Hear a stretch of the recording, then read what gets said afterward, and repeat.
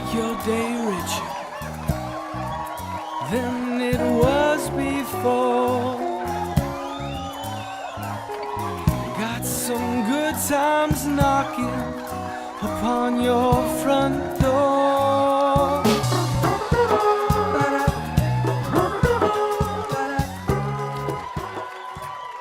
Hi friends, welcome. Happy Friday. It's the 213th episode of Make Your Day Richer. And you know what? I'm excited because this time, today, next week, I will be waking up in hopefully sunny Florida for the Wolf Media Festival, day one, which is fantastic. And I think you should be there too. If you go to wolfmediafest.com, you can join us. It is media creators from all over the world, from all different media types, from authors to board games to podcasts to movies to tarot cards, everything in between. And so if you are one of those things, you should be checking out the Wolf Media Fest anyway to submit your work and hopefully win awards. But if you're in the Melbourne, Florida area, stop by, get some tickets, stop by, meet some great people, go to some great discussions, film screenings. I don't know, meet me, I guess, if you want.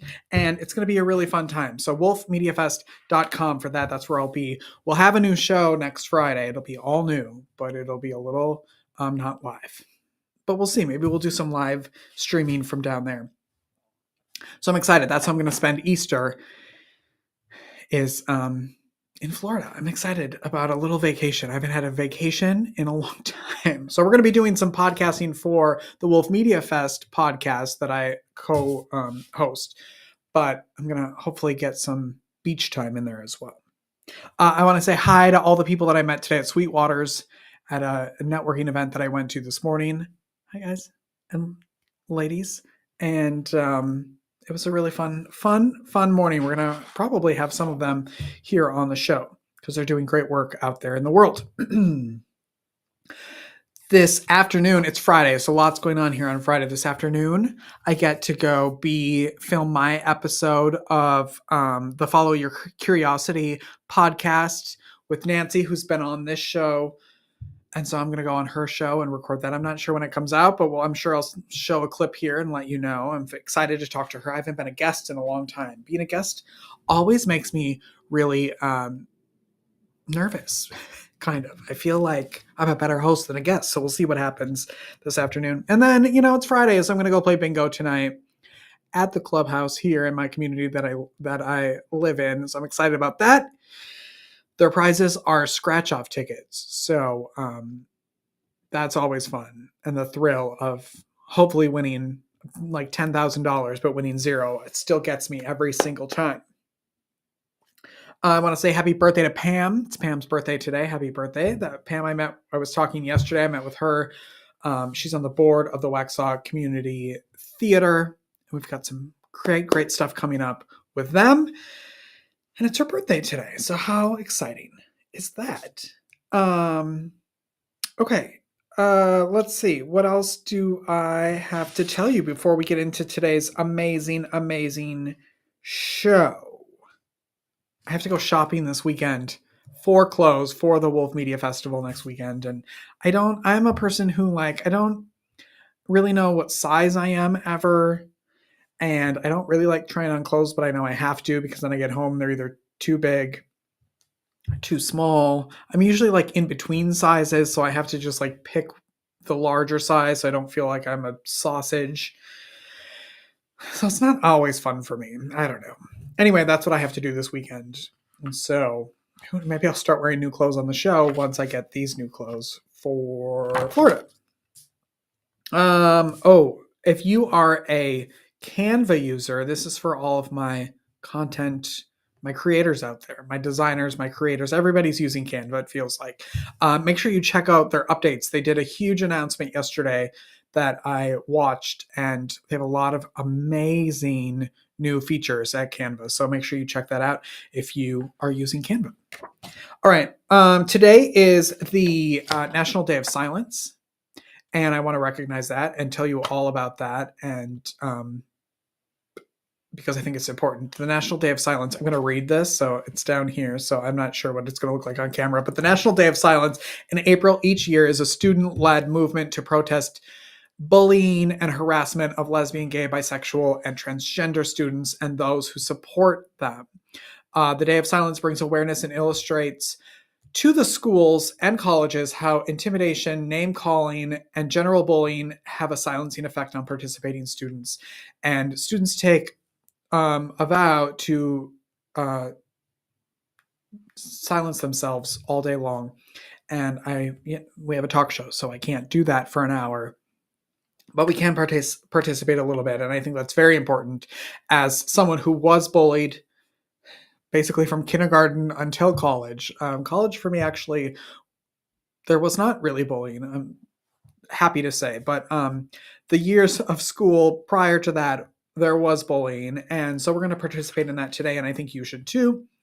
So we're going to take a break. We're going to take a moment of silence, take a break, and be right back with Dr. Amy Novotny right after this. So do not go away.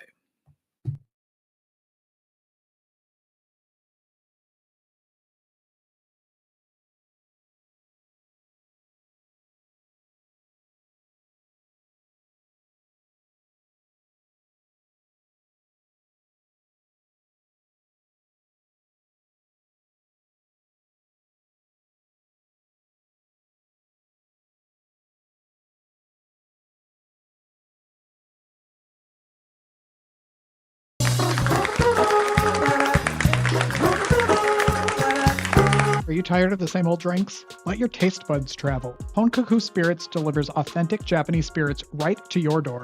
From family distilleries in southern Japan, they bring you exquisite small batch shochu, awamori, koji whiskey, and gin.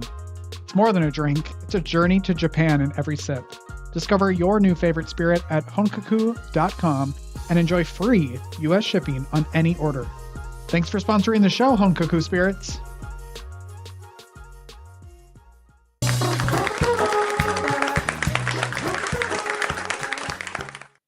Well, welcome back, everybody. Do you know that the way you breathe and position your body can have a profound impact on how you feel?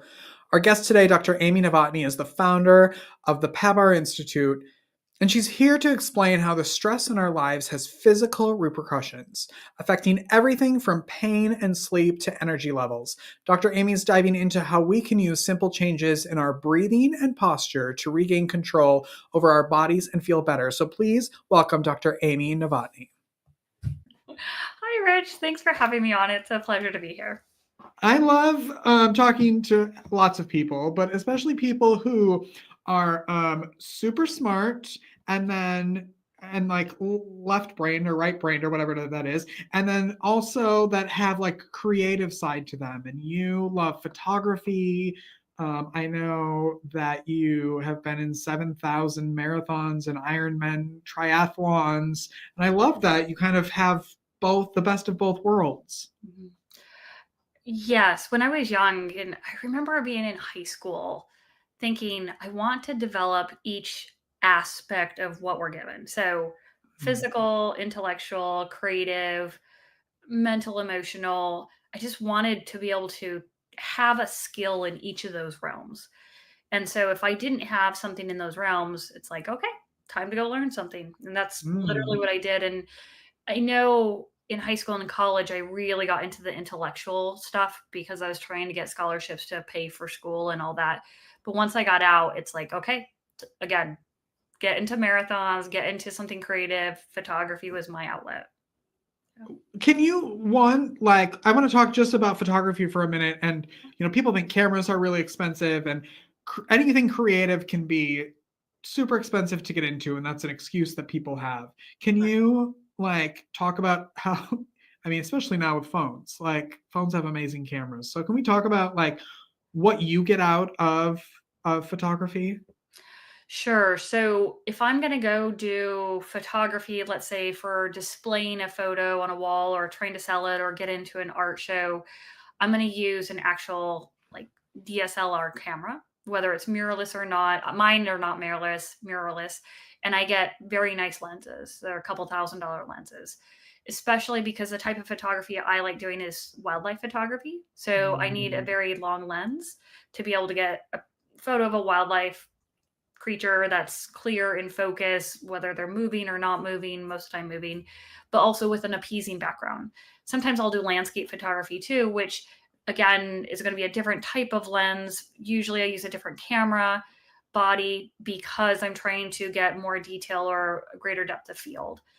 So for those types of things, I use an actual camera. For other things like taking pictures of my toddler, I use my phone camera. Now I may print out some of those photos, but because he's right there and I can just quickly take a snapshot and I can modify afterwards, I don't pull out my camera because the ease of the phone is much, much nicer. And I'm going to get more of the memory that I'm looking for by just pulling out my phone. Yes, by the time you put the lenses on and you get the thing and you do that. Yeah. It's just Yeah. the moment's passed. And I don't want to spend my time with him playing with my camera. Yeah. What can you talk like what types of wildlife have you done? Like what's the craziest thing that you have been able to photograph? Most people probably think the craziest thing is that I went down to Antarctica and photographed the emperor penguins. It's because I had to get onto a Russian icebreaker, go down from the tip of Argentina, Ushuaia, down to Antarctica, to a remote area of Antarctica where most people do not go when they go to Antarctica. So it's where Shackleton had his shipwreck back in the early 1900s. We went into the Weddell Sea to Snow Hill Island and then took a Russian helicopter up over the sea ice, got dropped down on the sea ice, and then we had to trek across the sea ice to get to the emperor penguin colony. So that's the most extreme of what I've done. So that journey should have also been photographed, I can't imagine. It has been photographed, and I did an art showing and for that for several months. Unfortunately, it was during COVID, so not as many people probably went and saw it as normal because it was in 2020, but I still at least did it. Well, yeah, I am so. There was a moment in my life a long time ago where I got the good camera and I would walk around just when I was bored or upset about something. Like there's something about finding like how you're feeling out in nature as well and kind of capturing moments. I think anybody should start being like intentional with their photos because like so much can come out of it. It is. And because I did art in like drawing and creative stuff as a little kid, that artistic part of me of how to compose an image, that part came naturally. The ins and out of how to do camera settings, came much later, and that was harder for me just because I was unfamiliar with how to use a camera until I started volunteering for a photography organization, nonprofit, and so that part came second. But yes, just getting out, even with your phone, you can learn how to compose an image because there are definitely some skills that come with it to make something look peaceful and calming to a person, not jarring, unless that's the intention. So that's what you're kind of looking at. Yeah. When did you also get into running? So that I started in when I was done with physical therapy school. So I got my doctorate in physical therapy, and then once I got out, I had a job where I didn't start work until 10 o'clock in the morning. And so I said, why not start running? And at the time the show The Biggest Loser was on and I liked that show. So I had just finished school. I didn't have a lot of money and I didn't have a couch or a sofa. And I had this TV that someone gave me. And I had a treadmill. So I started walking on the treadmill while I was watching Biggest Loser. And then I started running while I was watching it. And so that's how I got into it. And then eventually I said, I'll try a half marathon. And then someone tricked me and signed me up for a marathon without my knowledge. Still a dear friend. And so then that got me on my marathon journey. Once I started doing that, I realized how close I was to the Boston qualifying time. And then, of course, that became the next hurdle. And then ultra marathons, then 100 milers, and then Ironman. So it just kind of all came together. And then also all kind of comes together with the work you're doing now, right? It is. Can you tell everybody about the Institute? Sure, yes. So it's called the PABR Institute. PABR stands for Pain Awareness Breathing Relief. So what I look at doing with people is getting them out of whatever pain they're in, whether it's physical, mental, emotional, and get them into their relief by having them get awareness of their nervous system and change their breathing mechanics, which is very different than breath work. So as I was running, I had the typical runner's aches and pains, even though I was a physical therapist at that time. I don't do that anymore. I was doing everything by the book, but I still had different runner's aches and pains, and I didn't think that was right. So I started looking at the nervous system and how to calm down that fight or flight nervous system and relax it. And when I did, and I did that correctly, my pain went away when I was running. So I could run marathons pain-free. My speed increased. I blew through the qualifying marks for Boston. I ran 50 milers pain-free. I ran longer distances. And it was because I could control how ramped up my nervous system got while I was running. And so then once I got into that process, I learned how to make it into a process for other people. And so after I came back from Antarctica, well, I was hired by a photographer to help him avoid a knee replacement and a shoulder rotator cuff surgery. And that's how I got to go to Antarctica, because of my work of helping people with the nervous system. Once I came back from doing that, after 6 months, I started the Institute, and then now I work with people online all over the world. But not just runners, correct? Anyone. Yes, not just runners. I work with anyone, people with MS, people with just back pain, people, kids, older people, just anyone who has pain, stress, anxiety, insomnia, or is going in for an orthopedic surgery that they don't want to have. It feels like everybody is sort of in that fight or flight response kind of all the time lately. What are some maybe signs that it's not, I don't want to say the word normal, but like normal aches and pains as you're getting older, or, you know, like that you should be taking more seriously? Right. So I don't believe anyone should have aches and pains as they get older. Oh, Yes, I know. check. I know. I know. So here's why. Our body's made up of bones. We call our skeleton. It's held a certain way by our muscles. The muscles are controlled by the nervous system. Okay, so the nerves tell your muscles to work on the bones. If you're getting aches and pains because your bones are hitting together wrong or butting up against each other, that means you need to change how the muscles are behaving on the bones. Now, some people will go and push on the muscles and get like a massage. Some people try stretching the muscles, and those are all external things. But what I say is, let's work on the nervous system to tell the muscles to stop overworking so your bones go back into the position they were supposed to be in. And that's how you can have people avoid joint replacement surgeries when they're 75 years old, or other back surgeries or neck surgeries. So if you have pain, that tells me your nervous system is ramped up, unless, of course, it's like you fell. Of course, you're going to have pain because you just fell. You know, that's an actual physical injury. You have a bruise or a laceration, or you're in a car accident. There's a blunt force. That's different. But let's say you just wake up, or you went for a walk and all of a sudden you develop pain.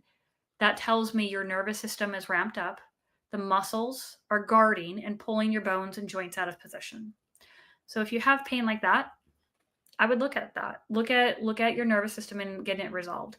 The other things to look at is if your mind is racing, if you can't sleep at night. These are all signs that your nervous system is ramped up. If you're emotionally reactive, if you knock over a glass of water and you get upset, instead of, oh, okay, let me just go clean it up. If you get upset about that, you're emotionally reactive. If you're yelling or snipping at loved ones in your house, your nervous system is ramped up. And all those things you can change. How come we sort of go right to, we need to go to a chiropractor, we need to go to, and then my second part of that is like, are those not needed? Or like, what's your relationship with that? So a couple of things to think about. We like things done to us for us.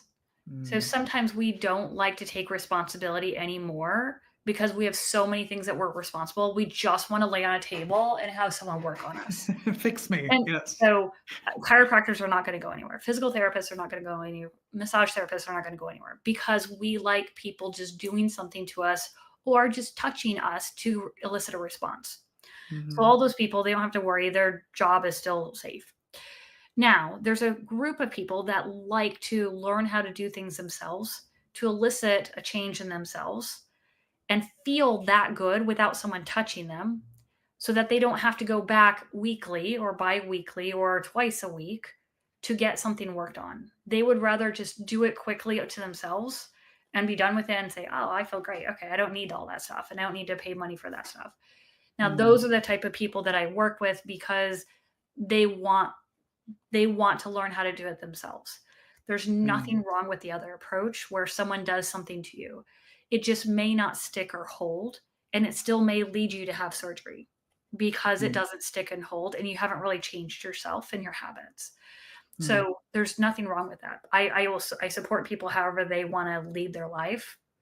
But if someone wants to figure out and feel things differently by changing themselves internally, then come talk to me. What is the type of person that usually comes to you? I mean, you sort of answered it, or that you maybe wish would come to you sooner. Sooner is always good. Yeah.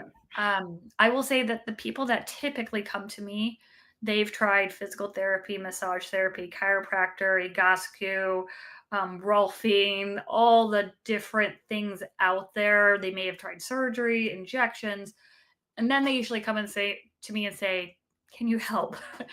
Yes, I still can. It's just they're usually so beat up by the time they get to me. So I would love people to not use me as a last resort, but more maybe as a first resort. So that way they don't have to go through all those other scenarios. So usually I see people with 10 body parts in pain or 5 body parts in pain. If you have one body part in pain that's not resolving in a week or two, let's talk. Let's kick this out of your body quickly so it doesn't become so chronic and debilitating that you've tried 10 different modalities and then you're like, "Oh, okay, I've tried everything." And then I say, "No, you haven't." So ideally, I would love to get people earlier in the process because then they come see me. We teach them what they need to teach. Then they're out the door and off they are living their merry life again. Yeah, and that's kind of my next question of like, obviously it can be done online. Is it all of your stuff is done online? It's all online through Zoom. I watch them and I take them through a process and it's all custom to the person's body. Well, that was my question. So there you go. Now of how that actually works when you sign up. How can people connect with you and follow you? Absolutely. So they can go to the website, pabrinstitute.com, PABR Institute.com. You can go on there. You can connect with me and send me an email if you want to do a free 15-minute consult. I screen everyone I work with and do a consultation with everyone because I want to make sure they understand what it is we're doing. It's not physical therapy. It's not chiropractic. It's not massage. It's nervous system work. So that's the easiest way. You can search Dr. Amy Novotny on all the social media platforms and you will find me as well. Oh, I know you also have a couple books available. Can you talk about those and where people can get them? Sure, they're on Amazon. So one, don't quit: stories of persistence, courage, and faith, and then success habits of superachievers. Those ones both talk about the process of me going into a business and fighting against a norm of where my approach to healthcare is very different than traditional. And I received a lot of pushback and I learned a lot of lessons on how to keep going despite a lot of tears, a lot of resistance, and just having faith and knowing that what I'm doing is working and how I was able to keep that faith going forward. Oh my gosh, I would love to have you come back to talk specifically about those books and the process of writing those books and all of that, because I think that's a great story. Yeah. Well, thank you. I would definitely be welcome to do that. Yeah. Well, good. What do you love most about your life right now? Honestly, right now, the fact that I've been able to almost design it. So I work online with people and I also have a little toddler. So I work 3 days a week and then the other 4 days are with him. And I never thought I would do something like that. I figured I would always be 5 days and then 2 days with him, but I was able to work my schedule and my living situation so that way I can do that and I get to spend time with him and not be so worried about my business or vice versa. And it's worked out really well. I'm loving seeing a little boy grow. He's a year and a half, and I use him as an example of the nervous system and how we can work with our nervous system as we're growing to keep ourselves calm and how it affects us as an adult. So it's been very eye-opening. I love that you kind of don't do anything typical. You don't do anything the typical way that people have been doing it, and look at the result of that. So amazing. Yeah. I thank you so much for being here. And I really hope you come back to talk about your books in depth more, because I think it would be a great topic. Okay. Well, thank you very much for inviting me back again, and thanks for having me on in the first place.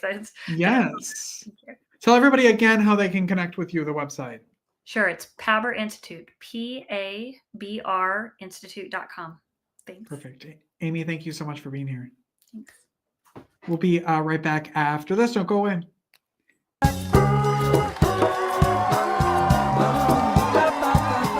Life is difficult. Are you feeling overwhelmed or like you could use a little support for your mental well-being? Visit the Help Hub. It's the most comprehensive and inclusive free online destination for mental health resources, helpful tools, crisis hotlines, and supportive content. Just go to thehelphub.co to find the resources you need when you need them most. Unlike other resource pages, the Help Hub is divided into 16 different categories, ensuring that everyone in every community has access to the resources and support that matches their unique needs. Find the help you're looking for at thehelphub.co.